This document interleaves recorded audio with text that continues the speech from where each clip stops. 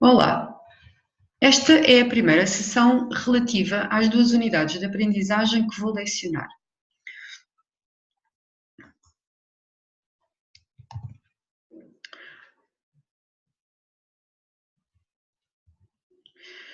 Neste slide apresento alguma bibliografia que podem consultar para estudar os conteúdos destas duas unidades de aprendizagem.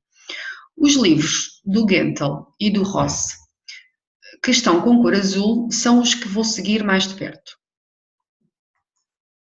Na primeira unidade de aprendizagem, vamos estudar os métodos de Monte Carlo em inferência estatística e na segunda unidade de aprendizagem vamos estudar técnicas de reamostragem, nomeadamente a técnica de Bootstrap e a técnica de Jackknife. Esta sessão é apenas dedicada a relembrar alguns conceitos de inferência estatística, o que na prática quer dizer que vamos estabelecer a linguagem que vamos utilizar nestas duas primeiras unidades de aprendizagem.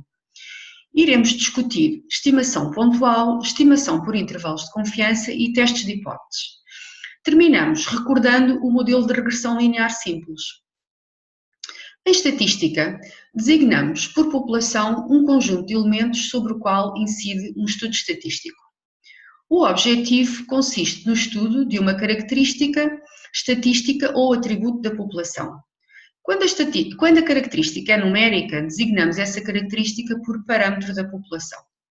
Em geral, é impossível observar toda a população, pelo que, na maior parte dos casos, recorremos à análise de uma amostra que consiste num subconjunto representativo da população. Um vetor x com coordenadas x1, x2, xn constitui uma amostra aleatória se e só se as variáveis aleatórias x1, x2, xn são mutuamente independentes e têm todas a mesma distribuição. Quando concretizamos a amostra com valores observados da população, então representamos a amostra por letra minúscula, ou seja, x será x1, x2, xn, mas agora com letra minúscula. Vamos então começar por introduzir um conceito muito importante em estatística, que é precisamente o conceito que designamos por estatística. Ora, designamos por estatística uma função de uma amostra aleatória, x1, x2, xn. Essa função não depende de nenhum parâmetro desconhecido. Sendo uma função de variáveis aleatórias, é ela própria uma variável aleatória e, como tal, terá uma função de distribuição associada. Designamos a esta função de distribuição por amostragem da estatística. As estatísticas utilizam-se para estimar parâmetros das populações ou, de modo análogo, para obter estimativas pontuais desses parâmetros. Assim, sendo x1, x2, xn uma amostra aleatória de dimensão n de uma população, com função de distribuição f maiúsculo de x de θ, admitindo que a distribuição é conhecida a menos de um parâmetro que estamos a denotar por θ, podemos utilizar uma estatística, ou seja, uma função da amostra, para obter uma estimativa do parâmetro. Θ chapéu será então o estimador do parâmetro, ou a estimativa do parâmetro, e que é então uma função da amostra, que neste caso estou a representar pela letra H, essa função. Ou seja, θ chapéu seria a função H de uma amostra x1, x2, xn. Designamos por θ chapéu o estimador pontual do parâmetro θ e quando concretizamos o estimador com uma amostra real, então representamos por t pequeno, que será então a nossa função H da nossa amostra real x1, x2, xn. E dizemos neste caso que obtivemos uma estimativa pontual do parâmetro. Neste slide podemos ver exemplos de estimadores pontuais de alguns parâmetros de interesse das populações. Temos o parâmetro média de uma população. O estimador, neste caso, é a média da amostra. O segundo parâmetro é a variância populacional. E o estimador correspondente é a variância amostral, que consiste na soma dos quadrados dos desvios dos valores observados em relação à média amostral, dividida esta soma por n-1. Aqui relembro que se divide por n-1 em vez de dividir por n para que o estimador seja centrado. O último parâmetro é o desvio padrão populacional e o estimador que designamos por desvio padrão amostral é a raiz quadrada do estimador que apresentamos para a variância da população. Apresentamos exemplos de estimadores, então uma questão que se coloca é como se obtêm estes estimadores, ou seja, como se determinam os estimadores pontuais para os parâmetros de interesse. Na verdade, existem vários métodos para encontrar estimadores. A título de exemplo, apresento dois desses métodos. O método dos momentos, que consiste em igualar os momentos populacionais desconhecidos aos momentos amostrais. Por exemplo, fazemos o valor esperado da população igual ao valor esperado da amostra, mas o valor esperado da amostra é precisamente a média da amostra, e assim surge o estimador para a média da população, que será então a média da amostra. Outro método muito importante, porque produz estimadores com muito boas propriedades, é o método da máxima verossimilhança. Este método assenta na ideia de que o estimador de um parâmetro deve ser aquele que maximiza a função densidade ou de probabilidade da amostra. Vamos ver um exemplo de determinação de um estimador pelo método da máxima verossimilhança. Consideremos uma variável aleatória com distribuição exponencial. A função densidade desta variável aleatória é dada pela função f de x igual a lambda e elevado a menos lambda x. Neste caso, a função densidade da amostra, também chamada função de verossimilhança, será dada pelo produto das densidades das observações individuais, porque as observações na amostra são independentes. A função de verossimilhança da amostra, que denotamos por L, depende do parâmetro desconhecido lambda, e o nosso objetivo é encontrar o lambda que maximiza esta função. Ou seja, queremos determinar o lambda que maximiza a probabilidade da amostra. Para resolver este problema, começamos por aplicar o logaritmo à função de verossimilhança, porque não altera a solução do problema e simplifica a sua resolução. De seguida, derivamos o logaritmo da função de verossimilhança, ou seja, derivamos esta função, em ordem a lambda. Igualamos essa derivada a zero e resolvemos a equação resultante em ordem ao lambda. Obtemos assim, como estimador do lambda, o inverso da média amostral, ou seja, 1 sobre x barra. E, portanto, acabamos de ver um exemplo de como podemos determinar um estimador através do método da máxima verossimilhança. Relembremos agora as propriedades que permitem aferir a qualidade de um estimador pontual. Um estimador é uma função de uma amostra aleatória e, como tal, é uma variável aleatória. Um estimador diz-se centrado para o parâmetro θ quando o valor esperado do estimador é igual ao próprio valor do parâmetro. Quando um estimador é centrado, podemos então definir também o erro quadrático do estimador, que consiste na raiz quadrada da variância. Quando a variância depende de parâmetros desconhecidos, se substituirmos esses parâmetros por estimadores, obtemos o chamado erro padrão estimado. O erro padrão estimado mede a precisão do estimador, ou seja, os desvios em relação à média, e o estimador será tanto melhor quanto menor forem estes desvios, o que na prática quer dizer quanto menor for a sua variância. Vamos agora ver um outro indicador da qualidade de um estimador, que é o conceito relativo à consistência. Um estimador centrado diz-se consistente se, quando fazemos a dimensão da amostra convergir para infinito, a variância do estimador converge para zero.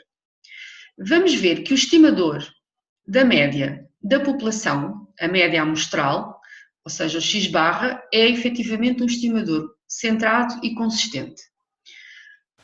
Como o valor esperado da soma é igual à soma dos valores esperados, então o valor esperado de x barra vai ser igual a 1 sobre n vezes a soma dos valores esperados. Como para todo i o valor esperado de xi é igual a μ, temos então que o valor esperado de x barra é igual ao parâmetro que ele estima, ou seja, é precisamente igual a μ e, portanto, x barra é um estimador centrado. Relativamente à variância de x barra, como as variáveis aleatórias xi são independentes, temos que a variância da soma é igual à soma das variâncias. Por outro lado, as variáveis aleatórias xi são identicamente distribuídas, ou seja, têm todas a mesma variância, que denotamos por sigma quadrado. Tendo em conta que um escalar fica elevado ao quadrado quando colocamos em evidência fora da variância, portanto este 1 sobre n, quando pomos em evidência fora da variância, fica 1 sobre n ao quadrado, concluímos então que a variância de x barra vai ser igual a sigma quadrado a dividir por n. Sendo assim, o estimador x barra é consistente, porque efetivamente a variância converge para zero quando fazemos o n, ou seja, a dimensão da amostra tender para infinito. As estimativas que obtemos utilizando os estimadores pontuais raramente coincidem com o verdadeiro valor do parâmetro que estamos a estudar. Ou seja, estas estimativas apresentam sempre variações que na prática estão diretamente relacionadas com a variabilidade das amostras. Assim, muitas vezes, em vez de indicarmos estimativas pontuais, utilizamos estimativas intervalares, os chamados intervalos de confiança. Ou seja, um intervalo que contém o verdadeiro valor do parâmetro com uma certa probabilidade. Em geral, os extremos T1 e T2 do intervalo dependem do valor de uma estimativa pontual desse parâmetro. Para estimarmos intervalos de confiança, precisamos de uma estatística pivô, ou seja, uma estatística que depende da amostra, x1, x2, xn, mas que depende também do próprio parâmetro de interesse, mas que, de qualquer modo, tem uma distribuição amostral que não depende do parâmetro. E, portanto, precisamos então desta estatística pivô. Utilizando a distribuição da estatística pivô, podemos então determinar os valores C1 e C2, ou seja, os quantis da distribuição da estatística pivô, tal que a probabilidade da estatística estar entre C1 e C2 é igual a 1 menos alfa. Se pudermos manipular a desigualdade T entre C1 e C2 de modo a isolar θ, ficando com θ entre duas funções que apenas dependem da amostra, x1, xn, essas funções, T1 de x1, xn, T2 de x1, xn, vão constituir os extremos do intervalo de confiança. Quando avaliamos essas estatísticas para uma amostra real, obtemos o intervalo de confiança, que neste caso denotamos por T1, T2, T minúsculo, porque consistem estes valores na concretização da estatística para a amostra real. 1 menos alfa é o nível de confiança do intervalo, ou dito de outro modo, o intervalo contém o verdadeiro valor do parâmetro de interesse com 1 menos alfa vezes 100% de confiança.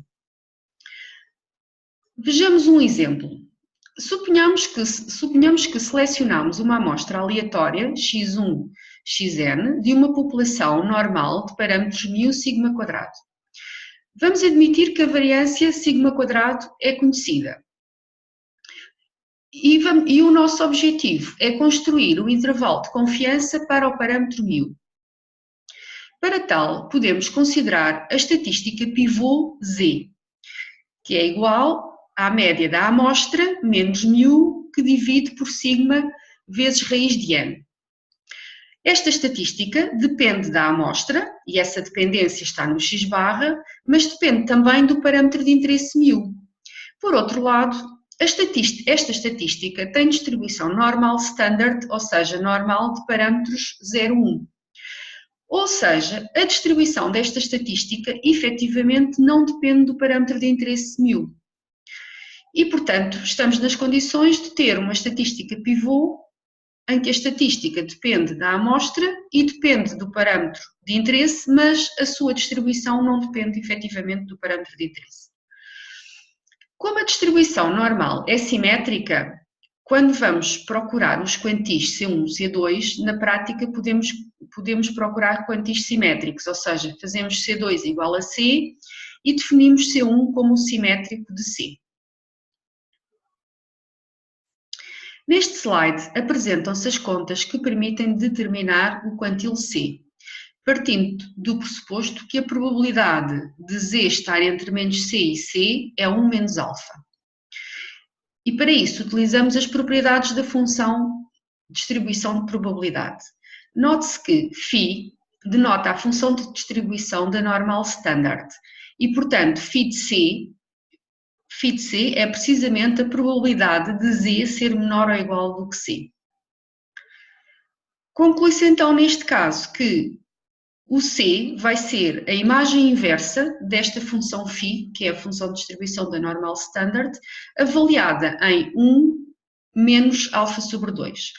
Vamos denotar este quantil C por Z índice 1 menos alfa sobre 2. Tendo o valor de C, para determinar o intervalo de confiança, escrevemos as desigualdades, ou seja, Z entre menos C e C, a estatística e substituímos o valor de C por Z índice 1 menos alfa sobre 2 e explicitamos a expressão da estatística. De seguida, fazemos algumas manipulações algébricas, de modo a isolar o μ no meio das desigualdades.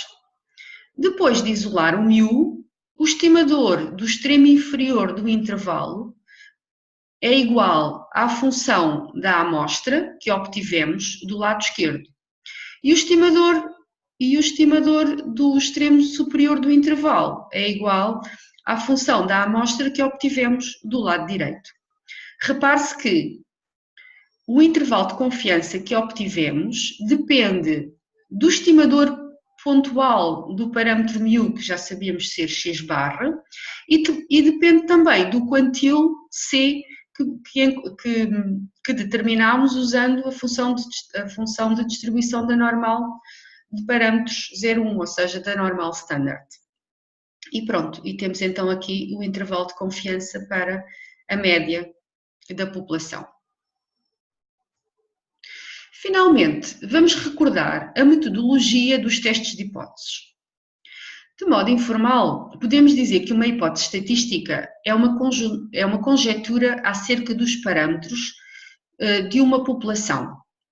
Neste caso, estaremos a falar de testes paramétricos, ou então uma conjetura acerca da distribuição da população, e neste caso falamos de testes de ajustamento. Os testes de hipóteses têm como objetivo decidir, com base na informação fornecida pelos dados de uma amostra, sobre a aceitação ou não de uma dada hipótese, ou seja, sobre a aceitação ou não de uma dada conjetura sobre aspectos desconhecidos da população. O processo de tomada de decisão num teste de hipóteses tem sempre riscos associados. Designemos por erro tipo 1 a probabilidade de rejeitarmos a hipótese nula quando esta é verdadeira. Este erro é também designado de nível de significância do teste e denota-se por alfa. Como queremos que este erro seja o menor possível, em geral atribui-se um valor muito baixo a alfa, por exemplo 0,05 ou 0,01. Designamos por erro tipo 2 a probabilidade de não rejeitar a hipótese nula quando esta é falsa. Esta probabilidade também se designa por potência do teste. Os testes de hipóteses paramétricos podem ser bilaterais ou unilaterais. Temos um teste bilateral quando a hipótese nula estabelece que o parâmetro é igual a um dado valor e a hipótese alternativa estabelece que o parâmetro toma um valor diferente valor fixado pela hipótese nula. Nos testes unilaterais, a hipótese nula estabelece que o parâmetro é maior ou igual ou menor ou igual que um dado valor e a hipótese alternativa nega a desigualdade estabelecida na hipótese nula. A realização de um teste pressupõe os seguintes passos.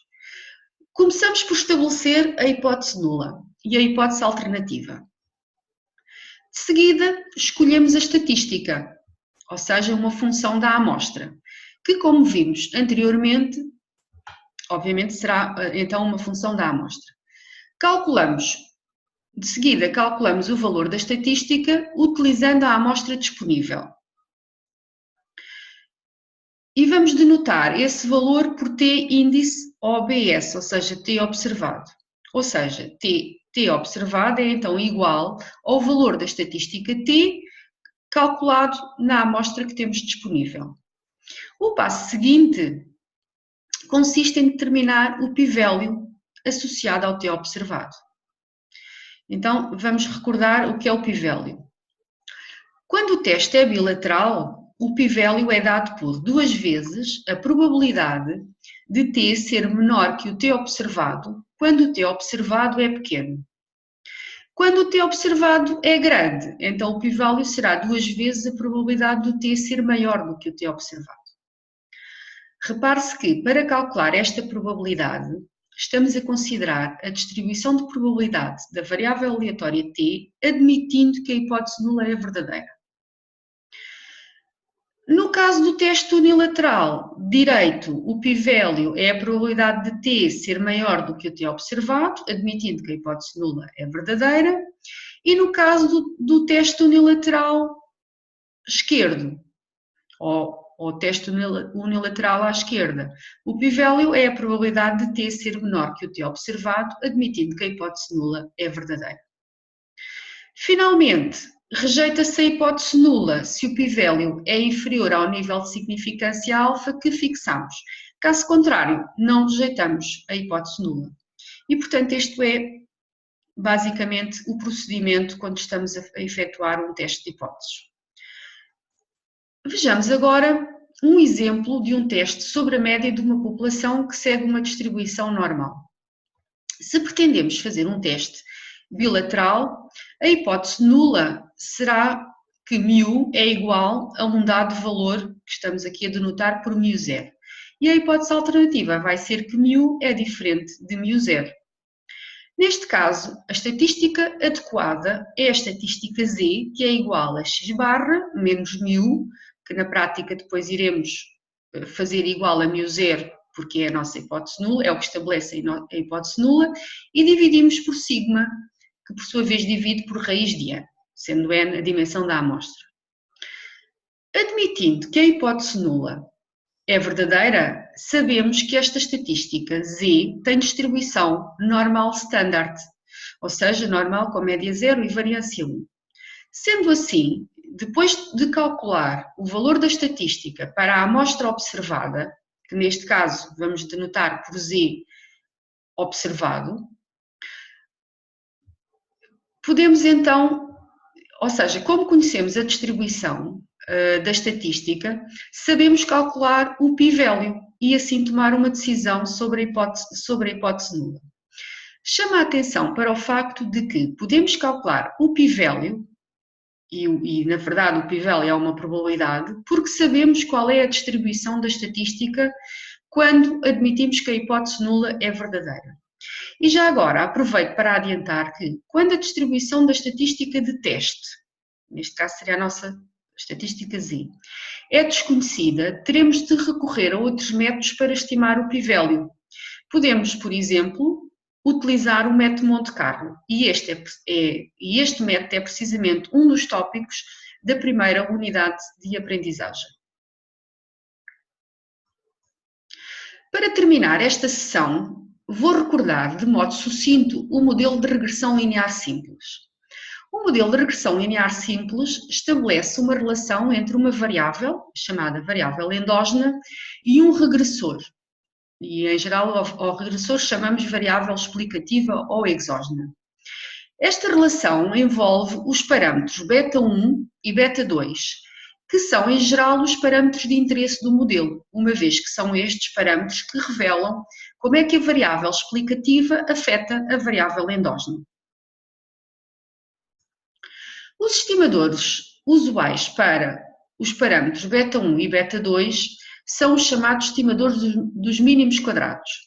Então, beta2 é o estimador de beta2, B2 é o estimador do beta2 e B1 é o estimador do beta1.